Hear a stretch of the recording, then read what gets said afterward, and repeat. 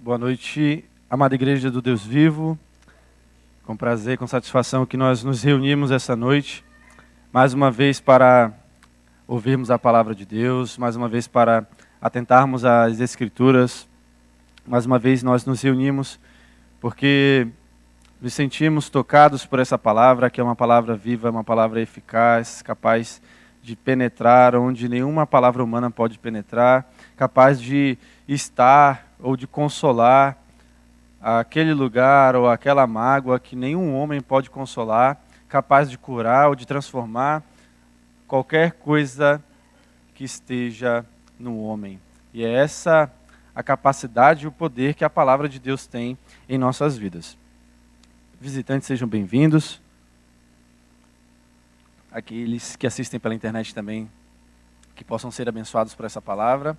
E a igreja como um todo, na reunião aqui dos santos, possa ser abençoada por aquilo que Deus quer falar aos nossos corações. E já tem falado desde o início do culto, através dos louvores e tudo aquilo que foi feito. Amém? Vamos iniciar agora com uma oração. Meu pastor Afrânio, por favor. Te bendizemos, Deus vivo, pela tua presença manifesta em meio aos louvores do teu povo, a ministração. E agora, Pai, o ministro Yuri, já devidamente ungido pelo teu Espírito Santo, em tua palavra nos ministrará aquilo que Deus já colocou em seu coração. Abre-nos o entendimento que possamos estar capacitados para poder entender e pôr em prática essa palavra. Desde já agradecidos, oramos em nome de Jesus. Amém. Amém. Igreja, vamos abrir agora a primeira epístola de João, capítulo 4, versos de 9 a 11. 1 João 4, de 9 a 11.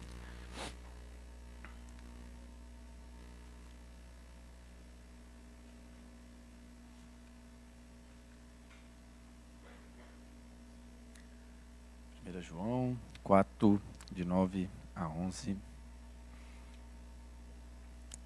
Então iremos hoje falar sobre o amor de Deus, suas variações, suas manifestações, suas características, e sairmos daqui com esse entendimento, sairmos daqui com essa convicção de que somos amados por Ele. Amém? Vamos lá, vamos ler 1 João 4, de 9 a 11. A palavra diz assim: Deus mostrou o quanto nos amou ao enviar o seu único Filho ao mundo, para que por meio dele tenhamos vida, e nisto consiste o amor. Não em que tenhamos amado a Deus, mas em que Ele nos amou e enviou o seu Filho. Até aí, para que tenhamos o entendimento daquilo que Deus quer falar conosco. Então a demonstração da excelência do amor de Deus pela humanidade é tipificada ou personificada em Jesus Cristo. Ela é a declaração, Jesus Cristo é a declaração do amor de Deus para com a humanidade. Foi assim que Ele manifestou o seu amor para conosco. E ser amado, certamente é uma das sensações mais prazerosas e mais gostosas de se sentir. Quem é que não gosta de ser amado, né? Todo mundo gosta de ser amado, dificilmente alguém não gosta de ser amado. E o amor, ele pode ser manifesto, ele pode se apresentar através de carinho, o amor pode se manifestar através de afeto, o amor pode se manifestar através de atenção, o amor pode se manifestar através de palavra, através de ouvido. O amor pode se manifestar de diversas formas. E tudo isso envolve prazer, tudo isso envolve satisfação. A pessoa que é amada, ela tem uma autoestima melhor, ou a pessoa que se sente amada, melhor colocando dessa forma, a pessoa que tem convicção de que é amada, ela se sente melhor, ela tem uma autoestima melhor, ela tem um conhecimento de si mesmo, ela tem um prazer na vida. A pessoa que sabe que é amada tem tudo isso e envolvendo tudo isso. Carinho, afeto, gestos, até presentes, tudo isso faz parte de manifestações de amor. Mas Deus, ele explicitou o seu amor de uma forma poderosa, de uma forma grandiosa, palavra diz, porque Deus amou o mundo. De tal maneira, ele deu o seu Filho. A manifestação do amor de Deus foi dar aquilo que ele tinha e tem de mais precioso, o seu único Filho, Jesus Cristo. Ele deu à humanidade como manifestação, como exemplificação do seu amor para conosco. Então é como se ele estivesse falando, eu te amo. Se a humanidade se tornasse uma pessoa só, é como se ele estivesse falando assim, eu te amo, e alguém pudesse perguntar assim, mas como eu posso entender esse amor? Então ele envia o seu Filho para demonstrar o seu amor para com a humanidade. Ele disse que nos ama dando o seu Filho. E não existe expressão universal mais leal, mais sincera do que você falar para qualquer pessoa, Deus te ama. Em nenhuma língua, em nenhum lugar, em nenhuma tribo, em nenhuma viela, essa frase não será real. Essa é a frase que você pode aplicar em qualquer língua, em qualquer tribo, em qualquer situação, e ela se tornará 100% verdadeira, 100% leal e 100% poderosa. Deus te ama. Porque Deus amou toda a humanidade. Ele amou todo o homem. Ele amou toda a criação. E ele enviou seu Filho para manifestar e para exemplificar o seu amor aqui na terra. Então, o Evangelho, também chamado de Boa Nova ou de Boas Novas, ele é um meio de comunicação desse amor. É a expressão desse amor de Deus para com a humanidade. Esse é o Evangelho. E esse amor, irmãos, é um amor revolucionário. É um amor ousado. É um amor que quebra barreiras. Foi impactante demais para as pessoas da época quando Jesus, o Messias enviado por Deus, veio à Terra. Porque o sistema religioso da época entendia que o amor era uma troca, entendia que o amor era um sistema de troca de favores ou um sistema de merecimento. A meritocracia. Não ri, hein, pastor? Está rindo já ali. O mérito estava embasando esse envolvimento do amor. E quando Jesus veio, ele quebrou esse sistema. Na verdade, ele colocou de ponta cabeça. Ele mostrou como é que se reina de fato e de verdade. E por isso ele escandalizou muita gente. As pessoas que tinham conhecimento da lei, as pessoas que estavam nas sinagogas, elas se incomodavam com a presença de Jesus porque ele era a expressão do amor. E o amor, ele vem para fazer duas coisas. Ou ele vem para cativar aquele que quer ser salvo, aquele que quer ser cativado, ou para aquele que quer viver nas trevas, ele vai incomodar.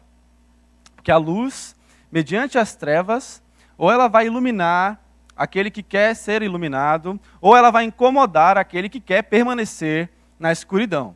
Então Jesus, a luz de Deus aqui na terra, veio e incomodou muita gente. Incomodou. Por que Jesus incomodava tanta gente? Porque Jesus, ele se assentava com pecadores. Porque Jesus, ele dava ouvido a mulheres, por exemplo. Ele dava voz a mulheres. Porque Jesus não inibia a presença de crianças. Jesus incomodava porque ele tocava em leprosos, mas tocava para a cura. Jesus incomodava porque ele dava atenção a mendigos. Jesus incomodava porque ele amava. E porque ele ama. Então, ele fez tudo isso, ele perdoou e ele perdoava. Isso também irritava muito aquelas pessoas. Como é que ele pode perdoar alguém? E Jesus, com o seu senso de humor único, em um certo momento ele fala, o que será que é mais fácil para alguém que está na maca dizer, levanta e anda, ou perdoados estão os teus pecados? Então ele disse, levanta e anda e estão perdoados os teus pecados. Tamanho era o amor de Jesus para com aquelas pessoas com o qual ele tratava. E diante desse contexto, Jesus explicou um pouco do modus operandi do amor de Deus. A palavra diz que o pano de fundo do texto que nós vamos ler já já era que publicanos e pecadores se aproximavam de Jesus para ouvir e aprender aquilo que ele tinha para falar. E essa mensagem chamava a atenção deles porque, de alguma forma, aquilo que Jesus estava falando estava conectando o coração e a mente deles às palavras de Jesus. Era um novo reino, era um novo método, era o tempo da graça. Jesus estava anunciando o tempo do perdão e o tempo de ofertar ou de oferecer aos pecadores que não tinham nenhum tipo de auxílio a graça divina. Então aquela mensagem, aquela palavra, falava ao coração dessas pessoas e elas se aproximavam de Jesus para ouvir e para aprender. Mas da mesma forma, se aproximavam de Jesus os escribas e os fariseus. Aquelas pessoas que tinham um entendimento e tinham conhecimento da lei, mas que se aproximavam não para aprender ou para ouvir com a intenção de se deliciar com as palavras. Eles se aproximavam para murmurar e muitas vezes questionar Jesus em lugares públicos com a intenção de pegá-lo em alguma falha.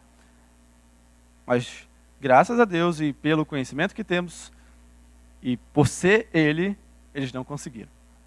E então Jesus fala de ele fala algumas parábolas, mas 3 parábolas elas falam de um mesmo contexto e de um mesmo assunto, um texto central. Ele fala da ovelha perdida, ele fala da dracma perdida e ele fala do filho perdido. São 3 parábolas em seguida e que falam do mesmo assunto e a gente vai entender isso agora. Vamos abrir a palavra de Deus em Lucas 15. Nós vamos ler as 3 parábolas, mas vamos ler por partes.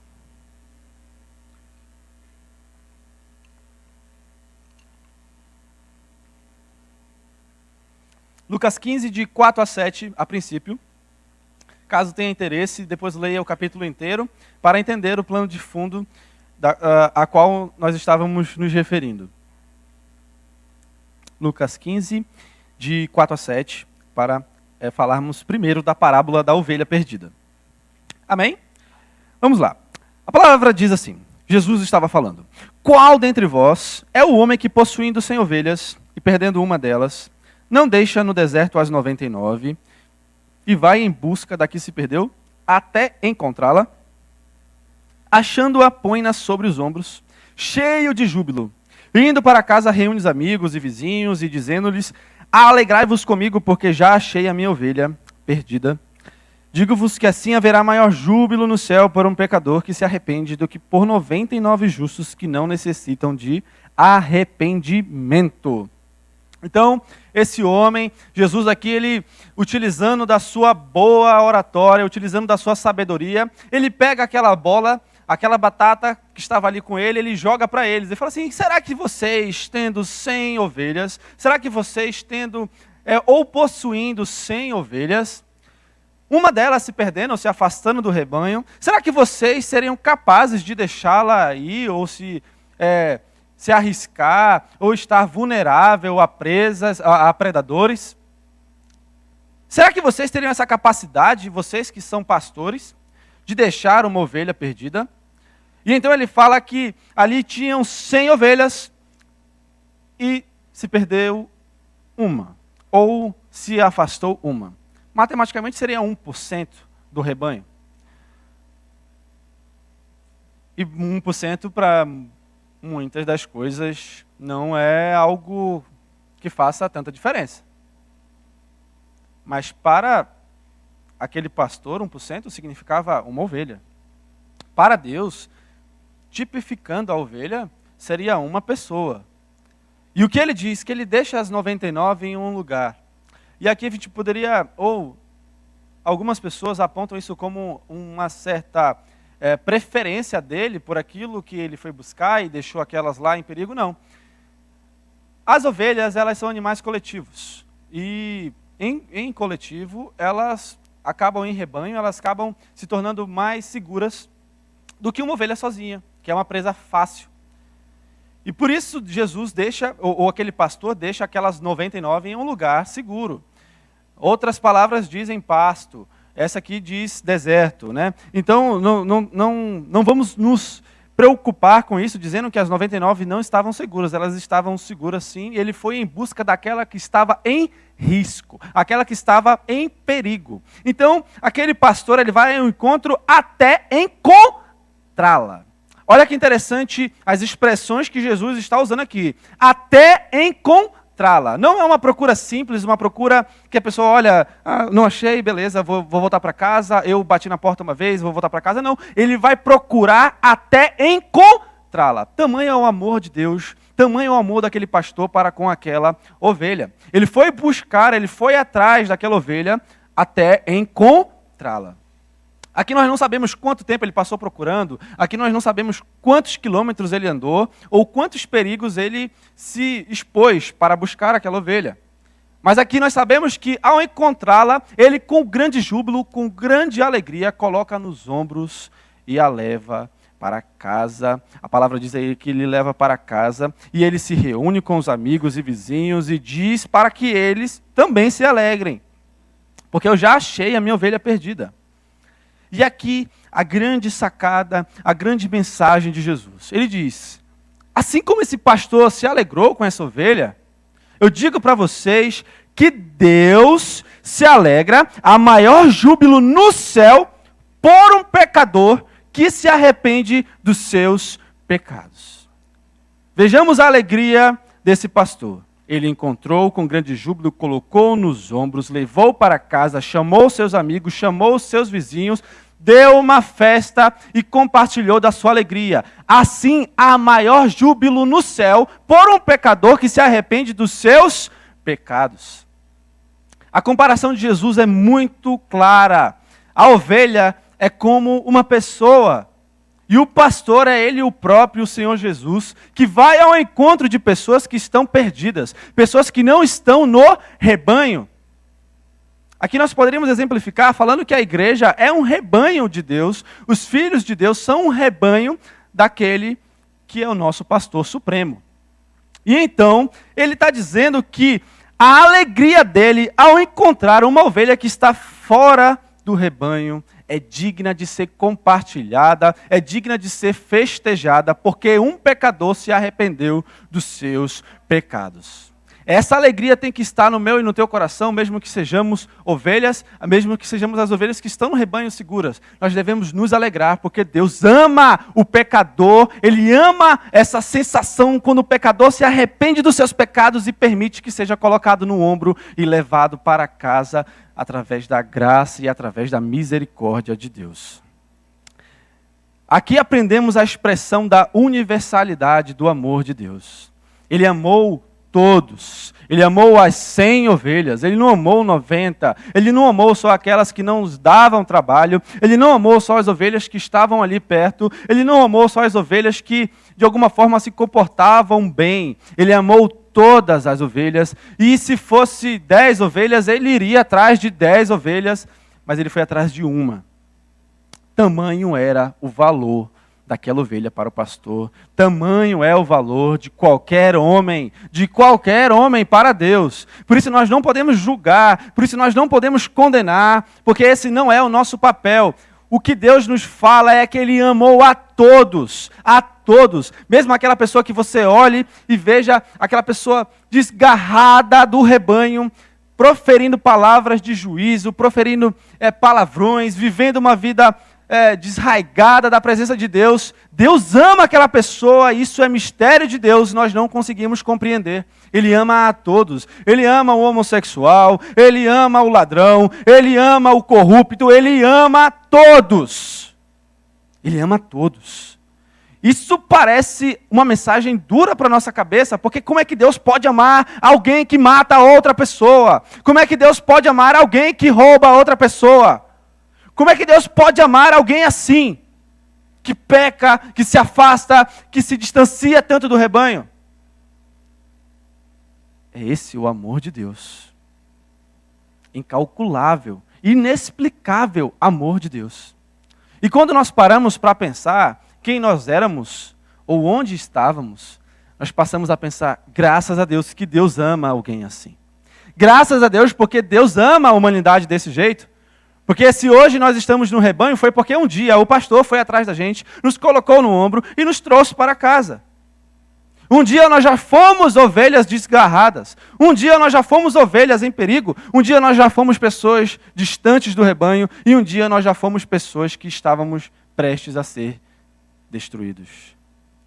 E o pastor supremo, Senhor Jesus Cristo, através da sua palavra, através dos seus comissários aqui na terra, foram atrás dessa pessoa, foram atrás de mim e de você, e anunciando o tempo do perdão e anunciando o tempo da graça, como se colocasse nos ombros da misericórdia, nos trouxe de volta para casa e nos colocou no rebanho de Deus. E aqui e ali no céu houve grande júbilo e festa, porque um dia nós nos arrependemos dos nossos pecados. Um dia nós fomos buscados e um dia nós fomos alcançados por esse pastor. Um dia, irmãos, nós já estivemos distantes do rebanho. E o sacrifício de Cristo, ele foi para todos, por todos e para todos. A diferença é só de quem reconhece, ou de quem vive esse sacrifício, ou de quem dá o devido valor a esse sacrifício, ou de quem confessa o Senhor Jesus como aquele que propiciou o preço do seu pecado e o do meu pecado. O amor de Deus se manifesta para toda a humanidade e a sua vontade é que nós venhamos nos alegrar com as ovelhas encontradas. A igreja é o pior lugar para alguém estar se não gosta de ver pessoas perdoadas. Aqui é o pior lugar para você que tem o senso de justiça tão afinado para estar. Porque aqui é o lugar onde Deus derrama a sua graça e a sua misericórdia. Claro, Ele derrama o seu juízo, a sua justiça, com certeza, mas aqui é o lugar que Ele derrama a sua graça e a sua misericórdia. E por mais que alguém venha se reconciliar aqui 10 vezes nós temos que nos alegrar. Por mais que entre um pecador, que a gente possa olhar com os olhos humanos e falando que não tem jeito e que aquela pessoa não merece nenhum tipo de amor ou tipo de perdão, nós temos que nos alegrar, porque Deus se alegra com um pecador que se arrepende. Todas são ovelhas, existem ovelhas desgarradas e existem ovelhas no rebanho, mas todas são ovelhas. Mas ovelhas podem se achegar ao rebanho? Esse amor é impressionante, não é verdade? Esse amor é uma expressão tão grandiosa que é difícil até de explicar, e talvez seja inexplicável esse amor. Ele continua dizendo, falando sobre a dracma perdida. Agora nós vamos ler do versículo 8 ao versículo 10.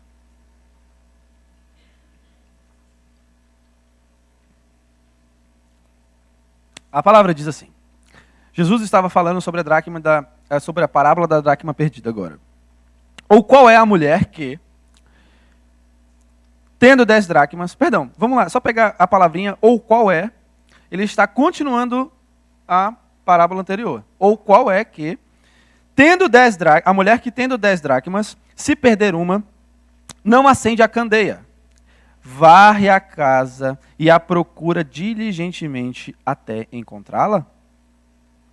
E tendo achado, reúne as amigas e vizinhas, dizendo, alegrai-vos comigo, porque achei a dracma que eu tinha perdido. Eu vos afirmo que, de igual modo, há júbilo diante dos anjos de Deus por um pecador que se arrepende. Aqui nós temos uma mulher e aqui nós temos 10 dracmas. 10 dracmas geralmente eram presente de casamento. Segundo a cultura, segundo a tradição, era um presente de casamento, logo um presente valioso, um presente importante, logo era algo que tinha um valor não só material, mas também um valor sentimental para aquela mulher. E aqui a palavra diz que ela estava aonde? Em casa. E ela perdeu uma dracma. Ela procura, ela vai varrer incansavelmente. Aqui também nós não temos quanto tempo ela varreu, o que ela fez, o que ela procurou, como que ela procurou, mas nós sabemos que ela procurou incansavelmente até encontrar. E quando ela encontra essa dracma, ela se alegra, chama as suas amigas, as suas vizinhas e compartilha daquela alegria porque ela encontrou a dracma que estava perdida. quanto mais o Senhor procurará os perdidos. Essa é a comparação explícita aqui nessa parábola. 10 dracmas, uma dracma se perde. E aqui o que eu vejo de muito interessante é que a dracma estava dentro de casa. Estar dentro de casa não inibiu da dracma ser perdida. E o que poderíamos extrair desse texto, tão explicado, já tão estudado, é que estar na casa de Deus não inibe de alguém se perder aqui dentro. Estar na casa de Deus não te faz membro da família de Deus. Estar na casa de Deus não te faz amar mais a Deus. Isso depende do seu relacionamento com Deus. Aqui é ofertado, aqui está sendo colocado como que um banquete de palavras, de mensagens, de pregações, de instruções para a nossa vida cotidiana, para que o homem que se arrepender dos seus pecados, pegue essas palavras, coloque na sua mente, venha enraizar no seu coração e seja transformado pela ação do Espírito Santo na sua vida. Esse é o lugar que nós temos onde buscar o Senhor Jesus, de ouvir suas palavras, de ouvir as suas pregações, de entender os seus ensinamentos. Mas estar na casa de Deus não inibe a pessoa de estar perdida aqui dentro. Pode ser que alguém esteja aqui hoje, perdido, esteja na casa de Deus e esteja perdido. Esteja fora do seu propósito ou esteja fora do seu plano ao qual Deus o destinou.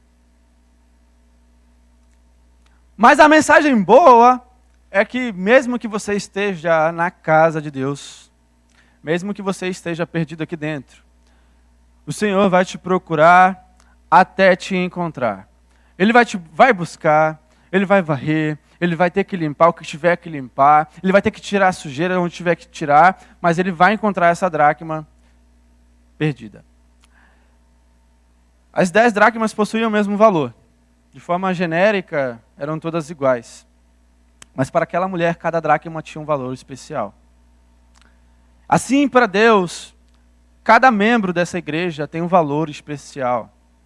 Assim, para Deus, cada pessoa aqui tem um valor especial.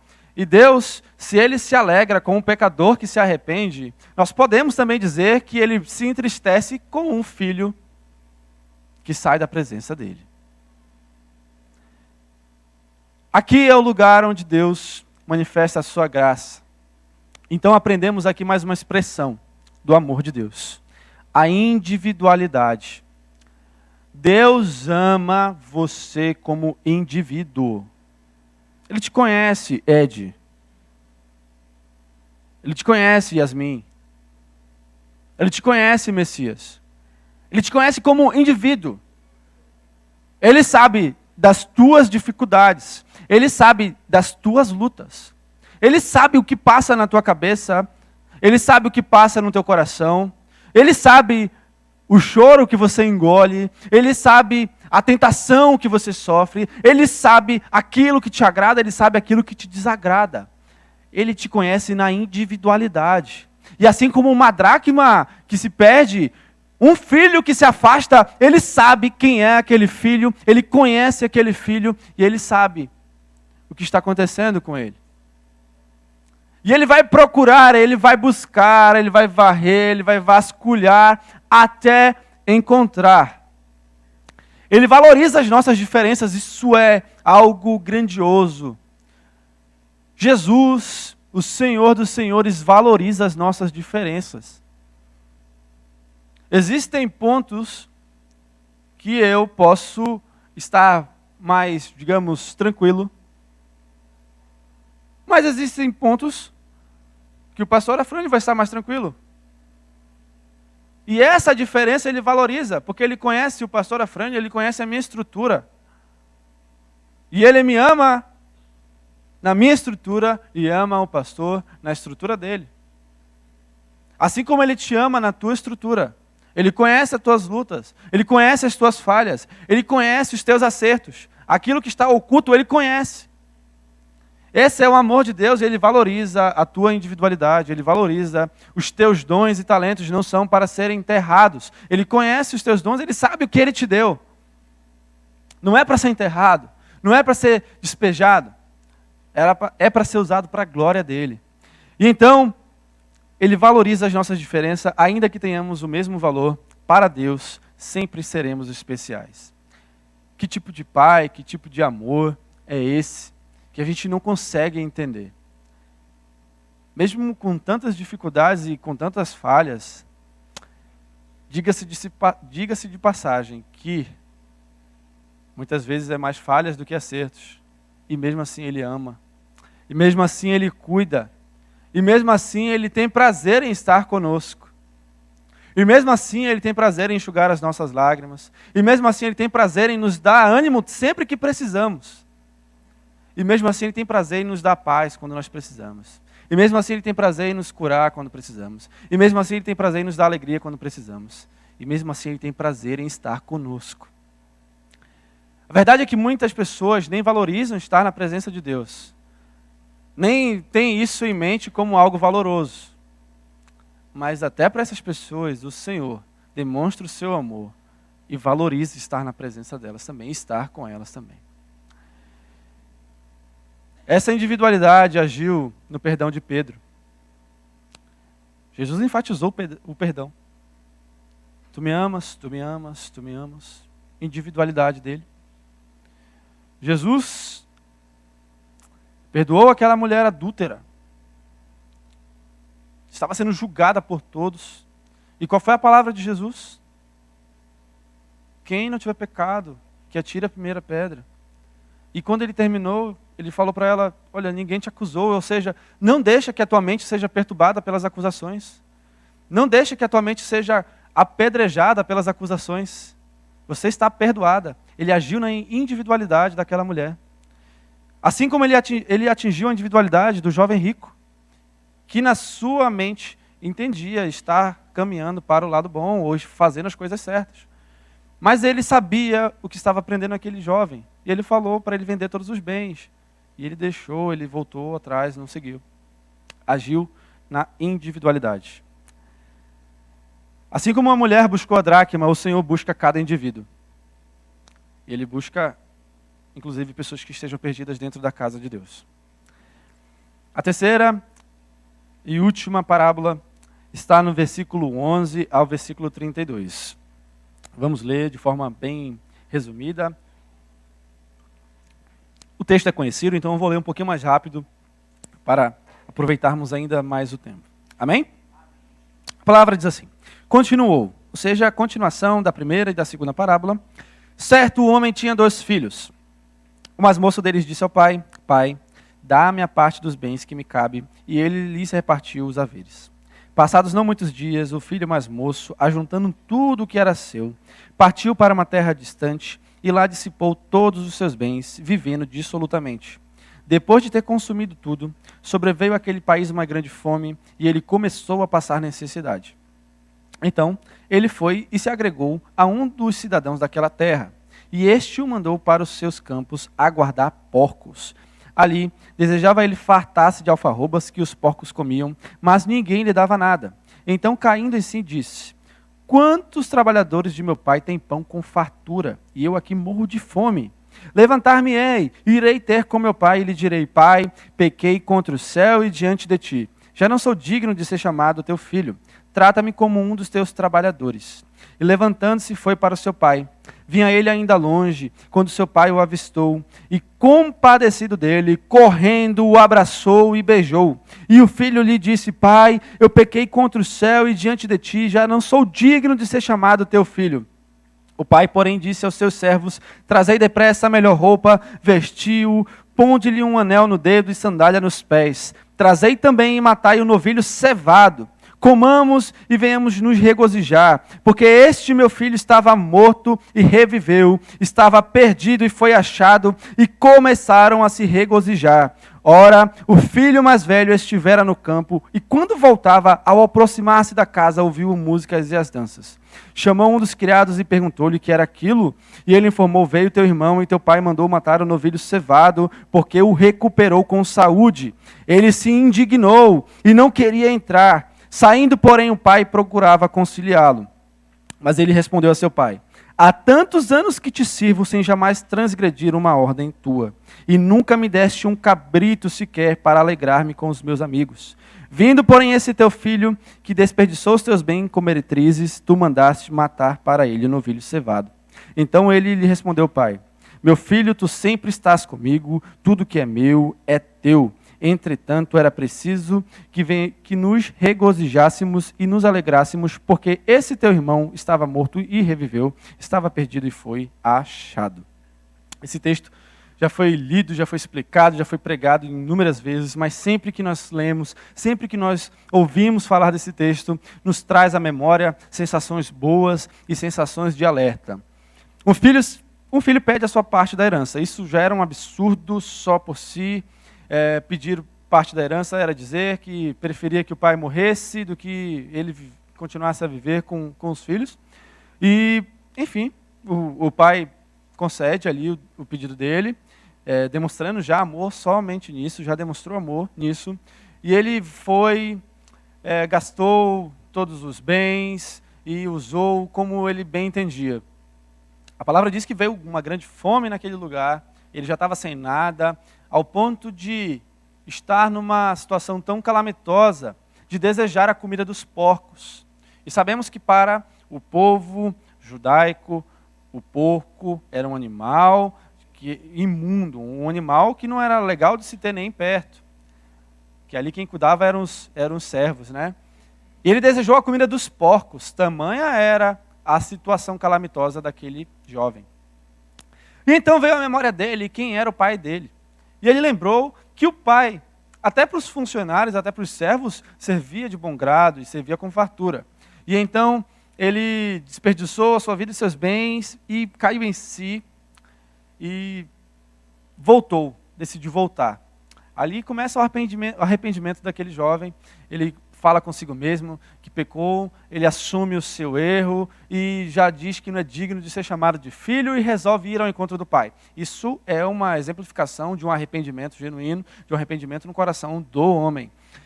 E ele foi ao encontro do pai, o pai, ao avistar de longe, já se aproximou. Eu imagino que ele não deve ter nem deixado ele terminar de falar nada, abraçou, beijou, colocou sandália, anel, mandou preparar um novilho cevado. Isso era algo muito importante. Esse tipo de animal era guardado para ocasiões especiais. Eles eram tratados de forma diferente dos outros animais. Eles eram tratados e guardados para ocasiões especiais. E ele utilizou para essa ocasião. Então outro filho aparece meio que chateado e fala assim, nem um cabrito, não queria nem um novilho cevado, queria só o cabrito e você não me deu. Ele reclama, ele murmura, ele não entende a alegria do pai em ter o seu filho de volta. Irmãos, com essa parábola, ela pode ser uma soma das duas, porque ela fala de alguém que estava perdido em casa e fala de alguém que estava perdido fora. Ela pode falar, assim como a dracma estava perdida em casa, ela pode falar da ovelha que estava perdida fora. E aqui são 2 filhos, 2 pessoas e 2 exemplos. E Deus demonstra o seu amor para com todas. Deus não acusa. A palavra diz que se a nossa consciência não nos condena, podemos ir com confiança ao trono da graça, podemos nos achegar a Deus. Mas existe um acusador. E esse não é Deus, esse é o diabo, inimigo das nossas almas. E no caminho de volta para casa, muita coisa pode ter passado na cabeça daquele jovem. Muita coisa pode ter passado na cabeça daquele homem. Pode ter passado na cabeça dele rejeição, pode ter passado na cabeça dele julgamento, pode ter passado na cabeça dele humilhação, pode ter passado na cabeça dele distrato. O acusador tem esse papel. O acusador tem essa função. Mas aqui, uma mensagem que pode ser que seja de alerta para alguém hoje, ou pode ser que seja uma mensagem de paz ou de preparação. Deus ama você. Deus ama você. E aqui aprendemos que o seu amor é incondicional. O pai em nenhum momento veio lançar no rosto do filho ou perguntar com o que tu gastou o dinheiro, como é que tu passaste esse tempo, o que tu fizeste comigo não se faz. Ele poderia muito bem dar uma surra, enfim. O pai o recebeu arrependido, o abraçou, o beijou, colocou sandália nos pés e anel nos seus dedos, festejou a volta daquele filho. Lembre-se disso se um dia que Deus nos livre disso. O que estou falando é para a nossa precaução, para o nosso cuidado. Que Deus nos livre disso, que de nenhum daqui se perca. Mas se e que Deus nos livre, um dia estivermos distantes da casa do Pai, lembre-se que o Pai vai te receber. Que essa palavra fique no nosso coração. O Pai te ama. Deus te ama. Ele se aproximou com um grande júbilo, porque já considerava a morte de seu filho. Assim Deus se aproxima com grande júbilo de nossas vidas, porque nós estávamos mortos em nossos delitos e pecados. Então, quando ele encontra aquele homem arrependido, o Senhor Jesus se alegra, porque nós não estamos mais mortos em nossos delitos e pecados, mas sim vivos para a glória de Deus. Assim era o sentimento daquele pai. O Senhor se alegra quando um filho volta para a sua casa. Talvez esse seja o pior dos casos, porque a ovelha, ela estava desgarrada, e a ovelha é um animal irracional. A dracma estava perdida, mas o filho escolheu se perder. O filho conscientemente se perdeu. O filho escolheu sair. Mas aqui Deus manifesta a incondicionalidade. Não importa quem você é, não importa o que você foi, não importa o que dizem de você, não importa o que você fez, o que importa é o que você quer da sua vida a partir de agora. O que importa é o que você tem como pensamento a partir de agora. O que importa é o que você quer fazer da sua vida a partir de agora. Esse é o amor de Deus incondicional. Ele não nos ama porque nós o amamos. É o contrário. Nós o amamos porque Ele nos amou primeiro. Não foi pautado no que o filho fez. Ele não colocou em pauta isso, como gastou dinheiro, como ele passou o tempo. Mas é claro que todo pecado carrega as suas consequências. Todo pecado carrega as suas consequências. Mas Deus é maior. O seu amor é maior. Ainda que o homem sofra as consequências, ele vai ser perdoado. Se ele se arrepender dos seus pecados, ele será perdoado. Mas o outro filho, ele não estava entendendo nada daquilo. E até sem conhecer, ele murmura com o próprio pai. O filho que estava lá também estava perdido. O filho que ficou também estava perdido. Por mais que ele estivesse dentro de casa, ele não conhecia o seu pai, ele não sabia como o seu pai agia, ele não entendia as ações do seu pai e não se alegrou com aquilo que Deus quer que ele viesse se alegrar. Porque a alegria de Deus deve ser a nossa alegria. E aquilo que alegra a Deus deve ser a nossa alegria. Assim seremos os filhos que se alegram com aquilo que Deus se alegra. E assim seremos os filhos que se entristecem com aquilo que entristece o Espírito de Deus. Aquele filho não entendeu isso. Porque não importa a condição, não importa a quantidade. Deus é o pai que vai ao encontro do filho. É o pastor que procura a ovelha. Ele é a mulher que procura a dracma. Deus tem prazer em encontrar. Deus tem prazer em buscar. Essa palavra diz em Hebreus: hoje, se ouvirdes a sua voz, não endureçais o vosso coração. O amor dele supera a distância, o amor supera a frieza, o amor supera a sujeira, o amor supera o pecado. O amor vence tudo isso. Às vezes colocamos condições, colocamos imposições, até para ser amados. Tamanha é a mente humana enraizada no mérito. Às vezes nós colocamos condições para ser amados. Dá um exemplo, mas você é amado? Assim, não sou amado, não mereço. Você é amado. Se estiveres no mais profundo abismo, lá estará. No mais alto céu, lá tu também estás. Porque para o Pai o que importa é a salvação do Filho. Para Deus o que importa é a salvação da sua criação.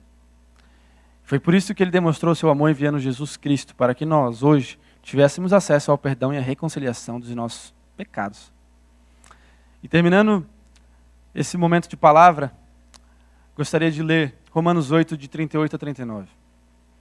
Estou convencido de que nem morte, nem vida, nem anjos, nem demônios, nem o que existe hoje, nem o que virá no futuro, nem poderes, nem altura, nem profundidade, nada em toda a criação jamais poderá nos separar do amor de Deus revelado em Cristo Jesus, o nosso Senhor. Tamanho é esse amor de Deus para com a sua vida. Nunca se esqueça desse amor, nunca despreze esse amor, porque Deus te ama. E essa é a palavra mais sincera que eu posso falar hoje. Deus te ama. Ele ama tanto a tua vida que Ele te preocupa na tua individualidade. Ele te preocupa nos teus defeitos. Ele se preocupa contigo com aquilo que tu passas de dificuldade. Ele se preocupa contigo com as tuas alegrias também. Ele te conhece e sabe que tu és pó. E sabe quais são as tuas fragilidades. E por isso Ele está disposto a te ajudar. E por isso Ele trouxe o Consolador, para que nós possamos